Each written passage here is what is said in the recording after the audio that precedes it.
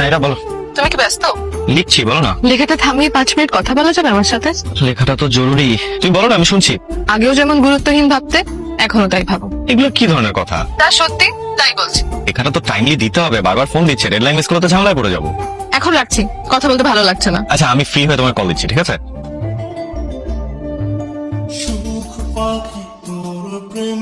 ও হ্যাঁ, একটু আগে যে ফোন করলো ওর নাম হচ্ছে ইরা, আমার প্রথম ভালোবাসা।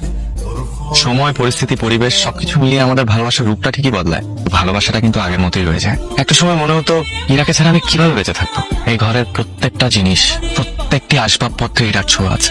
শখ করে মনের মতো করে সবকিছু কিনে ঘরটা সাজিয়ে দিয়েছে। এরা এখন আমার জীবনে আছে, তবে আমি এখন ইচ্ছে করলেই বলতে পারি না যে চলো না আমরা একটু ঘুরে আসি, কারণ ইরার এখন নিজের সংসার আছে। একটা সময় কিন্তু আমি আর ইরাও নিজেদের সংসারের স্বপ্ন দেখতাম।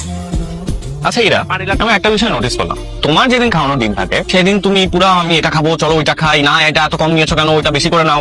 আমার যেদিন খাওয়ানোর দিন থাকে সেদিন তোমার ইদার খিদা থাকে না, তাহলে তোমার অ্যাসিডিটি হয়, তাহলে তুমি এত খেতে পারবে না। এই যে আম ভর্তা, তুমি আমাকে কি বললে? একটা নিতে দুটো আম ভর্তা পে করার মতো টাকা আমার কাছে আছে।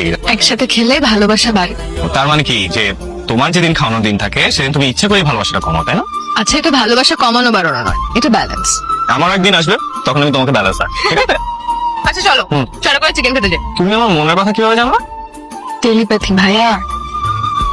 এই গাছটা ড্রয়িং রুমে টেবিলের পাশে রাখলে কেমন লাগবে? এত বড় গাছ কেন? ছোট কিছু নাই, ছোট কিছু দেখো। গাছটা বড় না, আমার বাসার ড্রয়িং রুমটা বড়। আমি ভাবছিলাম আমার ড্রয়িং রুমের কথা বলতেছ। তোমার বাসার ড্রয়িং রুম কোথা থেকে গেল? ওই যেটা আছে ওইটাই করিবে ড্রয়িং রুম ম্যাডাম। অবহেলা আমার জন্যও ক্ষমাহীন অপরাধ। আমি ক্ষমা চাইবই না, তোমার বাগানে খুব ভালো বাগান। আমার কাছে কোনো ভাঙতি টাকা নাই, ওকে 100 টাকা দিবা? দিতে পারি, কিন্তু তুমি পরে আমাকে রিচার্জ করে দেবে। তুমি এখানে? কেন, কোনো সমস্যা? না কোনো সমস্যা না। ভাইয়া আপনি কখন আসছেন? সূর্য ওঠার আগে। কি হয়েছে তোমাদের? আর বলো না, এগুলো কি? নিজের হাতে বানানো গরুর মাংস। ভাইয়া চলেন, গরম গরম খেয়ে নেবেন, ঠান্ডা হলে মজা লাগবে না। মাথা যেই গরম হয়ে আছে, গরুর মাংস খেয়েও মাথা ঠান্ডা হবে না।